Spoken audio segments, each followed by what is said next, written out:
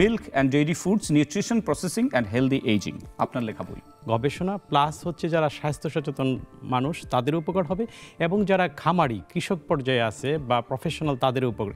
সেই প্রেক্ষাপট থেকে আসলে আমি এই বইটা লিখেছি। আমি চেষ্টা করেছি যে বিজ্ঞানকে বাস্তব জীবনের সাথে সমন্বিত করে লেখা। তাহলে প্রশ্ন করতে সেটা কীভাবে সম্ভব?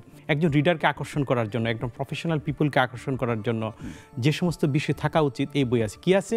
যেমন বইয়ের একটা চ্যাপ্টার ওপেন করলে আপনি পাবেন যে অবজেক্টিভ, লার্নিং অবজেক্টিভ। অনেকে কিন্তু বলেন যে তার দুধ সহ্য হয় না, এটার ঘটনাটা শুধুমাত্র শিশুদের জন্য দুধ প্রয়োজন, প্রাপ্তবয়স্কদের জন্য দরকার নেই। হয় আছে প্রাপ্তবয়স্কদের জন্য কেন দরকার? এখানে দেখেন যে সমস্ত পুষ্টি উপাদান প্রাপ্তবয়স্কদের দরকার, যেমন প্রোটিন, ভিটামিন, মিনারেল সবগুলি আছে। এটা একটা ভ্রান্ত ধারণা। আমরা অনেক সময় বলে থাকি যে আমাদের বিশ্ববিদ্যালয়গুলোতে যাদের গবেষণা করার কথা সেই মানের বা সেই পরিমাণ গবেষণা হচ্ছে না।